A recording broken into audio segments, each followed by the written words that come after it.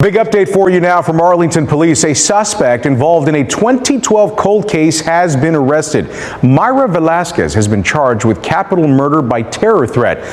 Over 100 stab wounds, no sign of forced entry, and a cold case that sat frozen for over a decade. In 2012, 33-year-old Irasema Chavez was brutally murdered inside her Arlington apartment. For 14 years, the killer vanished into thin air, until undercover officers recovered a discarded plastic fork from a lunch table and cracked open a decade-old nightmare. Welcome back, Retro Gang. You're watching Retrograde Crime, the home for deep dives into cold cases, forensic breakthroughs, and unbelievable true crime stories. If you're new here, hit that subscribe button and join the gang. Today, we are covering the shocking story of Irasema Chavez and how advanced genetic genealogy exposed a cold-blooded killer hiding in plain sight. To anyone looking at her social media profiles over the past decade, Mayra Velasquez was living an absolute dream life. She was a successful 42-year-old real estate agent working in the bustling Dallas-Fort Worth metroplex. She was a dedicated wife and a proud mother raising a teenage son.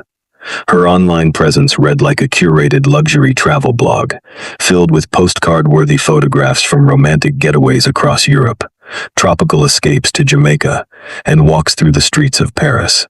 Looking back at photos from 2013, she could be seen cradling a baby bump while standing on a sun-drenched beach, radiating happiness and capturing a picture-perfect start to her growing family. By all external accounts, Velasquez had built an enviable life grounded in professional achievement, domestic bliss, and global adventure. She moved through high-end property listings, client meetings, and international airports with the quiet confidence of a woman who had it all. However, according to law enforcement officials in Texas, that glamorous lifestyle was built atop an unbelievable, decade-long lie. Behind the smiling vacation photos and polished real estate persona, police say Velasquez had been guarding a horrifying secret since January 2012. The life she carefully constructed over 14 years came crashing down when law enforcement officers pulled her over during a traffic stop.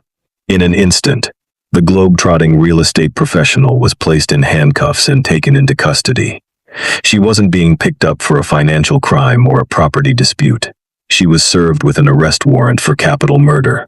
Today, her reality could not be further from the luxury resorts of the Caribbean or the quiet suburbs of North Texas. Her home is now a concrete cell inside the Tarrant County Jail, where she is held without bond. The charges stem from the brutal 2012 cold case killing of 32-year-old Irasema Chavez, a woman who was once one of Velasquez's close friends. While Velasquez spent the last 14 years traveling the world, celebrating family milestones and advancing her career, Chavez's family was left grieving an unimaginable loss and searching for answers in a case that had gone cold.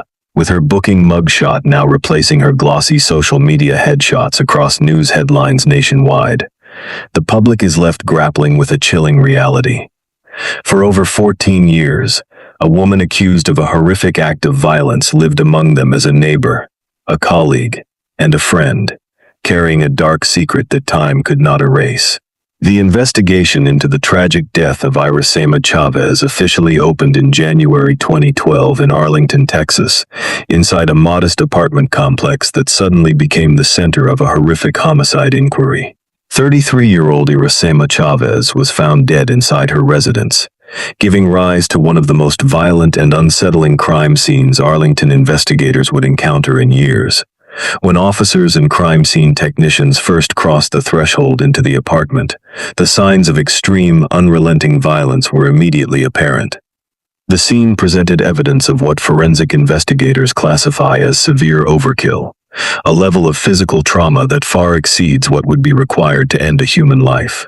An autopsy later performed by the Tarrant County Medical Examiner's Office confirmed the brutal nature of the assault. The medical examiner determined that Chavez had been stabbed more than 100 times. The sheer volume of wounds pointed to a frantic, sustained, and deeply personal attack. Each impact reflected intense force, leaving the victim with widespread defensive injuries as she desperately tried to block and ward off the sharp weapon before ultimately succumbing to the overwhelming assault. As technicians meticulously documented the bedroom where the attack took place, they noted key details about the physical environment. Positioned near the victim's body was a bedroom TV stand. Investigators quickly realized that a television set was missing from the room. Given the layout and condition of the space, police deduced that the killer had removed the television from the bedroom stand and taken it when fleeing the scene, likely attempting to stage the violent encounter as a routine robbery or burglary gone wrong. However, the physical structure of the apartment itself told a very different story. An examination of the entry points revealed no forced entry whatsoever. The front door frame was intact, the lock mechanism was undamaged, and there were no broken windows or signs of a break-in. In homicide investigations, the absence of forced entry strongly suggests that the victim knew her attacker, willingly opened the door to them, or had previously provided them access. That theory was powerfully reinforced when investigators retrieved and reviewed surveillance camera footage from the apartment complex recorded on the night of the murder. The video provided police with a crucial visual timeline of the killer's approach. On the tape, a shadowy figure dressed in loose sweats can be seen ascending the exterior stairs leading up toward Chavez's apartment unit. The individual moves deliberately, keeping their head kept down to obscure their facial features from any overhead cameras or potential witnesses. Upon reaching the top of the landing, the figure approaches Chavez's front door. The surveillance footage shows the person extending a hand and trying the door handle, finding it locked. Then, the front door swings open from the inside. Without hesitation, the figure steps past the threshold.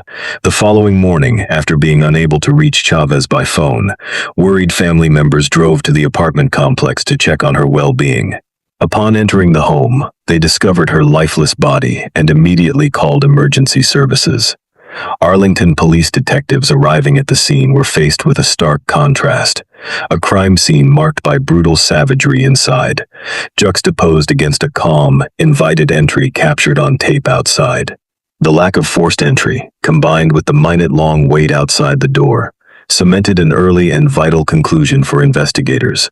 Irasema Chavez had opened her home to someone she trusted, unaware that the person standing on her welcome mat was about to inflict a relentless, violent attack that would take her life and go unsolved for more than a decade.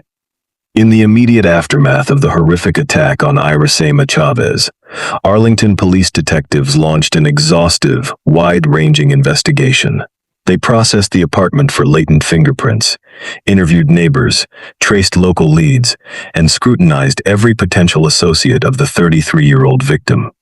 Yet despite their relentless efforts, the trail gradually went cold. As months stretched into years without a viable suspect, official avenues began to stall. The Arlington Police Department eventually added Chavez's murder to the city's official cold case webpage, publishing a profile of the unsolved crime alongside photos of Chavez in hopes that a member of the public might finally step forward with a crucial tip. However, behind the scenes, homicide detectives knew they were not working entirely from scratch. They held a silent, powerful weapon, a single, uncompromised piece of physical evidence recovered from the heart of the crime scene. During the initial processing of Chavez's bedroom back in January 2012, crime scene technicians noticed something that stood out amidst the overwhelming chaos of the struggle. On the bedroom TV stand, the very stand from which the missing television set had been taken, investigators spotted a single droplet of fresh blood. Recognizing that a killer inflicting over 100 stab wounds could easily slip on a bloodied weapon and cut themselves during the frenzy, technicians meticulously sampled and preserved the droplet. Subsequent laboratory testing proved the investigators' instinct was spot on. The DNA isolated from that specific droplet on the TV stand did not belong to Irasema Chavez. It belonged to an unidentified female. Genetic markers further confirmed that the unknown individual was of Hispanic descent. Detectives immediately generated a complete DNA profile from the droplet and uploaded it into CODIS, the Combined DNA Index System, the Federal Bureau of Investigation's national database used to match crime scene evidence against convicted offenders and unsolved cases across the country. They waited for a hit, but the database returned nothing. The lack of a match meant the woman whose blood was left on Chavez's TV stand had no prior felony record or genetic profile on file in any national system. Year after year, the profile sat silently in the federal database, waiting for a match that never came. By 2016, 4 years after Chavez was killed, investigators refused to let the physical evidence gather dust on a shelf. Seeking a new way forward, the Arlington Police Department reached out to Parabon NanoLabs, a specialized DNA technology company renowned for pioneering a cutting-edge field known as DNA phenotyping. Unlike traditional DNA profiling, which simply looks for a direct match between two genetic samples, DNA phenotyping reads the genetic instructions hidden within a person's biological code to predict their physical appearance. Parabon scientists extracted the genetic information from the 2012 blood droplet to reconstruct a digital composite snapshot of the unknown suspect. The resulting profile yielded a strikingly detailed portrait. The genetic data predicted an image of a young Hispanic woman, estimated to be in her 20s at the time of the murder, with specific facial features, skin tone, eye color, and dark hair. For the first time since Chavez was found dead, investigators could put a face to the unknown blood sample left on the bedroom TV stand.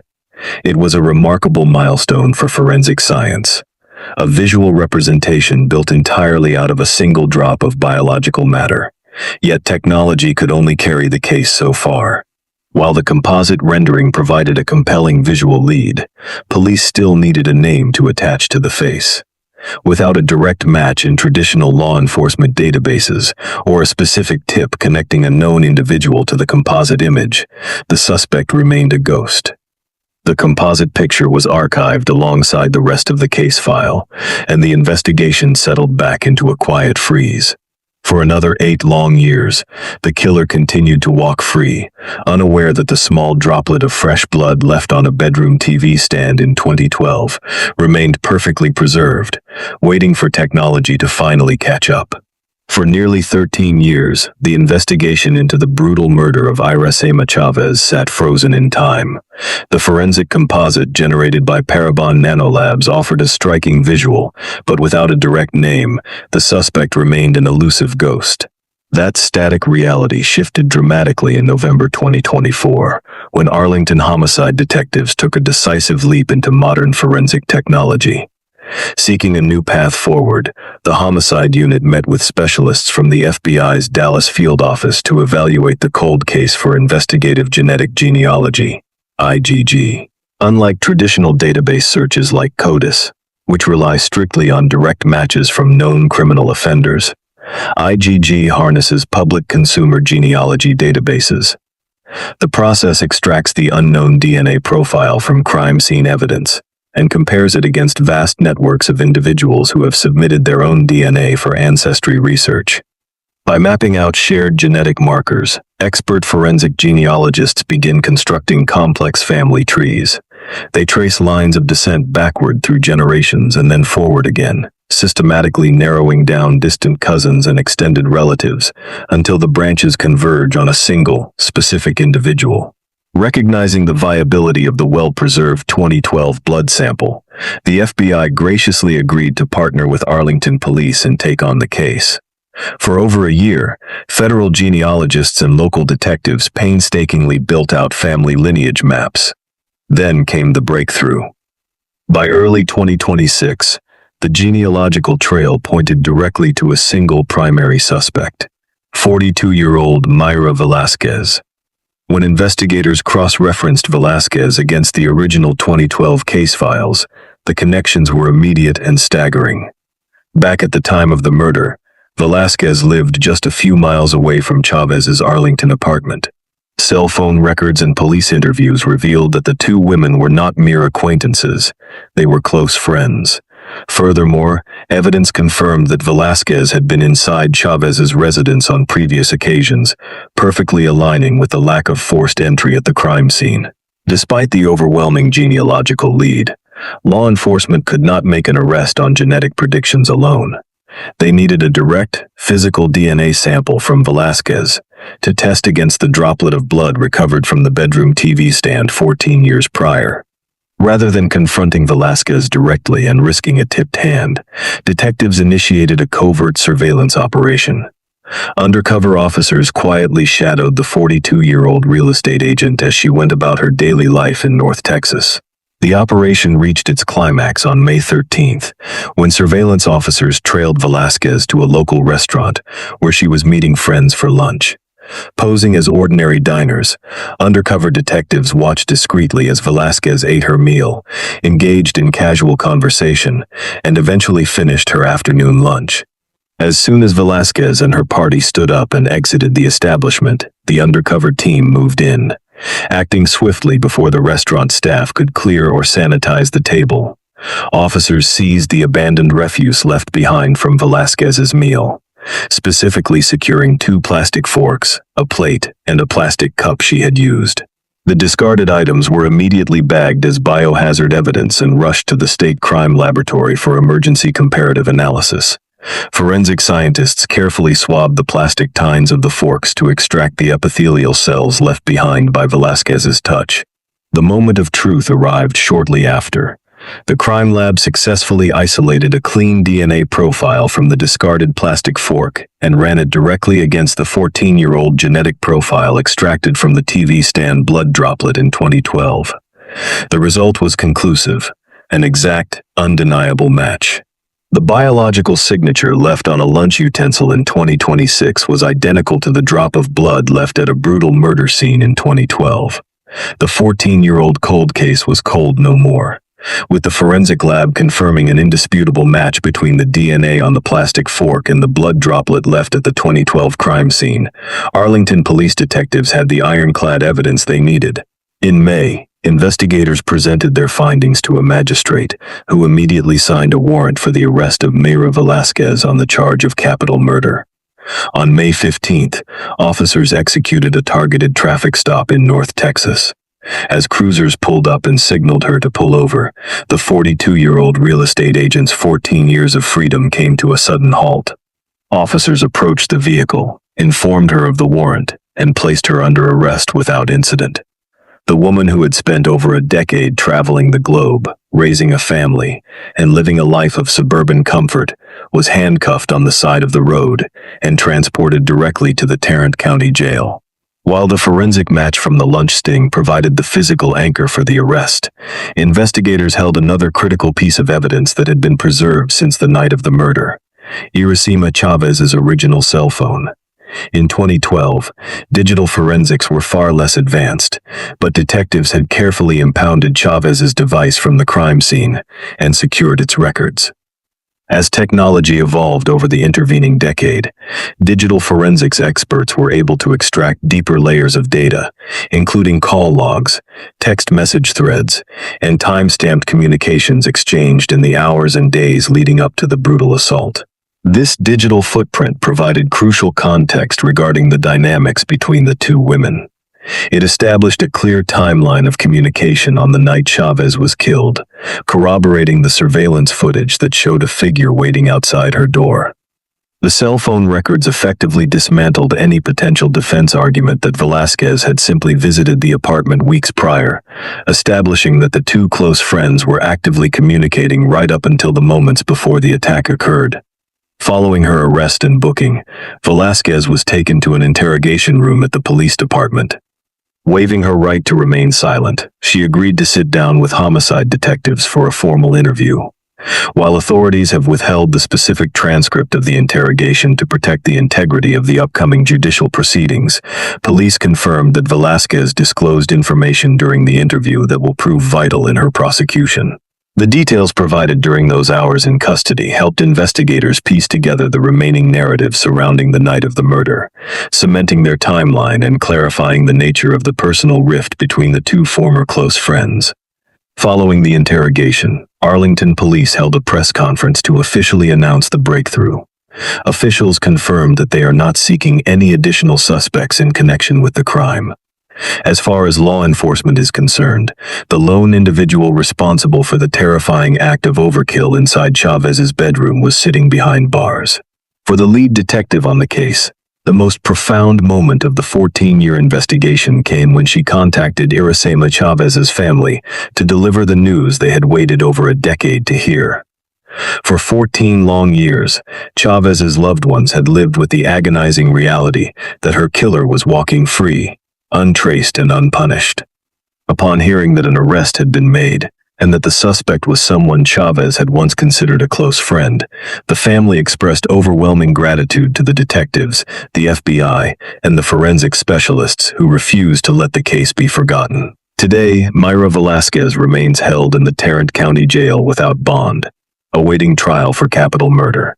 If convicted, she faces a mandatory sentence of life in prison without the possibility of parole, or potentially the death penalty. The polished persona of a globe-trotting real estate agent has been replaced by a prison uniform, as the legal system prepares to bring a 14-year-old cold case to its ultimate conclusion. Enjoyed this deep dive into cold case forensics and justice restored? Don't forget to like, share, and subscribe to our channel for more in-depth breakdowns of remarkable true crime investigations.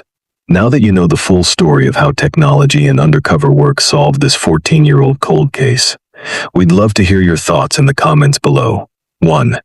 Given how pivotal investigative genetic genealogy, IgG, and DNA phenotyping were in identifying Mayra Velasquez, do you think law enforcement should use public genealogy databases more frequently to solve cold cases?